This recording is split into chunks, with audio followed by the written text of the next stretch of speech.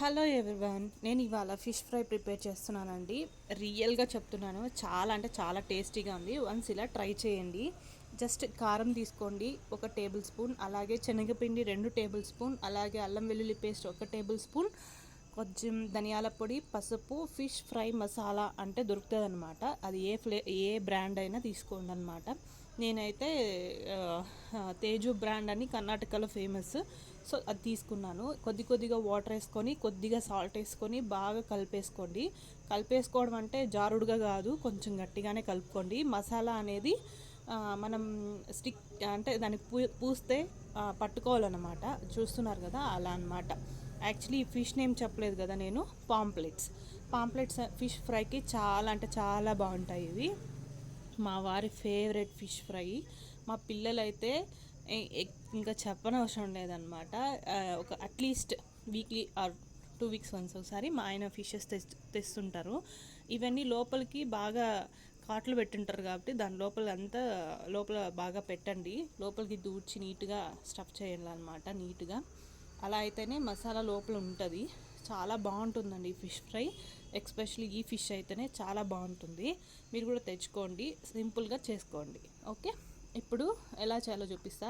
నేనేం ఎక్కువ oil use చేయనండి, చాలా తక్కువ ఆయిల్తోనే చేస్తున్నాను. చూస్తున్నారు కదా, జస్ట్ ఇలా ప్యాన్లోకి ఒక 5 టేబుల్ స్పూన్స్ అనుకోండి వేసేసుకోండి.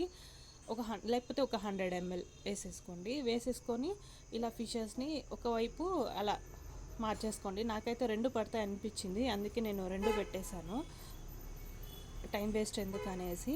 సో ఇలా అనమాట. నేను యాక్చువల్గా ఆ రోజు గోంగూర చికెన్ చేశాను. మా పిల్లలకని ఫిష్ని తెచ్చాడు మా ఆయన. సో చేసేసాను అనమాట. ఇలా పెట్టేసి నేను లో ఫ్లేమ్లో పెట్టేశాను అనమాట. నేను ఒక జస్ట్ 10 to 15 minutes ఒకసారి చెక్ చేసుకుంటూ ఇలా మార్చుకుంటూ ఉన్నాను అనమాట. ఫిష్ అయితే బాగా నీట్గా కుక్ అయిపోయింది. టేస్ట్ అయితే మామూలుగా లేదు, అసలు చాలా బాగుంది. మీరు కూడా వన్స్ ఒకసారి ట్రై చేయండి. ఈ ఫిష్ని పిల్లలకి చాలా మంచిది ఫిష్ పెడితే.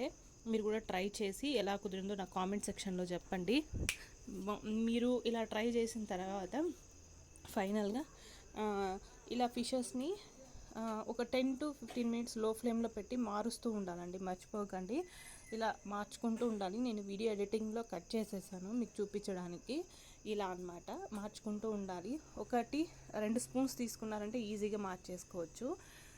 కొంచెం జాగ్రత్తగా మార్చుకోండి, ఎందుకంటే ఫిష్ కుక్ అయిపోయాక చాలా సాఫ్ట్ అయిపోతుంది, విరిగిపోయే ఛాన్సెస్ చాలా ఉంటాయన్నమాట. సో అందుకనే ఇలా ఫైనల్గా అయితే నాకు ఓవరాల్గా లెమన్ పైన స్క్వీజ్ చేసుకొని తిన్నాము. టేస్ట్ చాలా బాగుంది. వన్స్ ఒకసారి ట్రై చేయండి. Thank you for watching. Bye bye.